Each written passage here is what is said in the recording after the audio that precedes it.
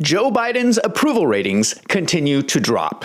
In the latest CNN poll last week, 67% of Democrats want someone other than Biden to run for president. How can someone who is so unpopular win the presidency? I'm going to explain how this week on Wolves in Finance.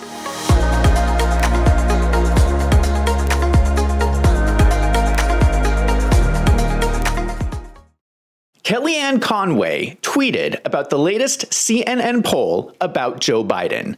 She said, "I've been doing polling for over 30 years. I have never seen so many negatives visited upon one president." There are people out there who do not like Kellyanne Conway, but you have to remember who she is. She was the campaign manager for Trump during his first campaign in 2016. And remember, when Trump first started his campaign, nobody thought he could win, and he ran one of the most successful campaigns ever. This makes Kellyanne Conway the first woman to run a presidential campaign and win.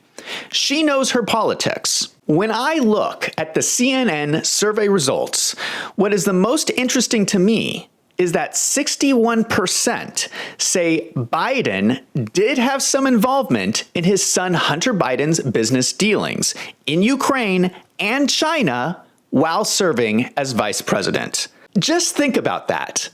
That is treason. The majority of Americans believe that Joe Biden sold out his country while he was vice president.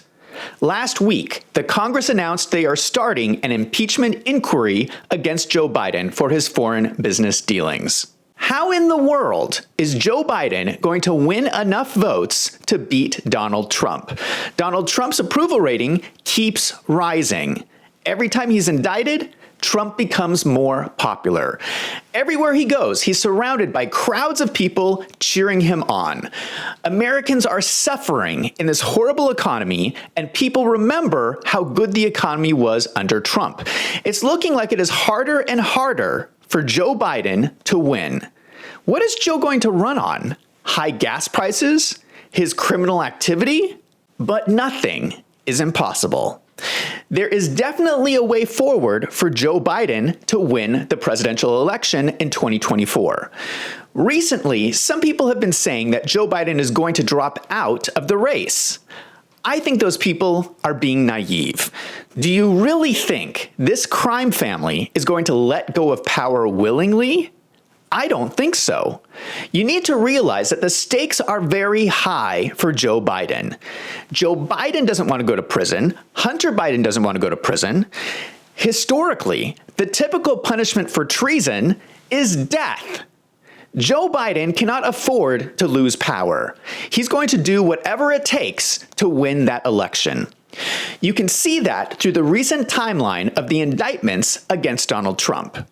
If you look at this timeline, every time the Republicans release new information about Joe Biden's corruption, Trump gets indicted. It appears from this timeline that Joe Biden is using the Justice Department to try and imprison his political opponents. That sounds like what happens in a banana republic. This timeline shows a clear escalation. Each side continues to escalate.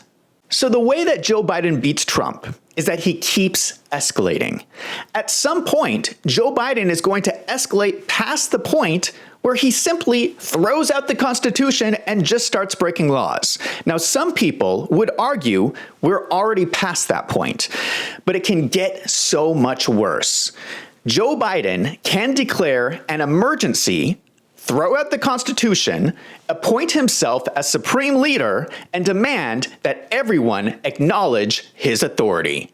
He's going to have no other choice. The polls show that people are no longer behind Joe Biden, so he has very few options left other than breaking the law. The question we really need to ask is whether he would really suspend the Constitution. How far will Biden continue to escalate this situation? What happens next?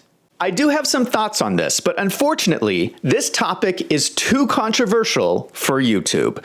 Luckily, I have my own website that is censorship-free.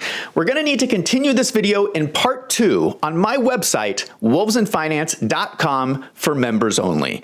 I'm going to be talking about some potential scenarios of what might happen in this escalation if things continue to escalate.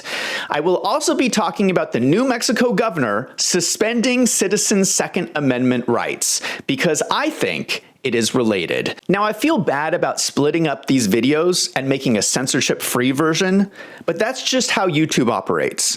A big thank you to everyone who has signed up for memberships. For $6 a month, you are helping me to fight for free speech.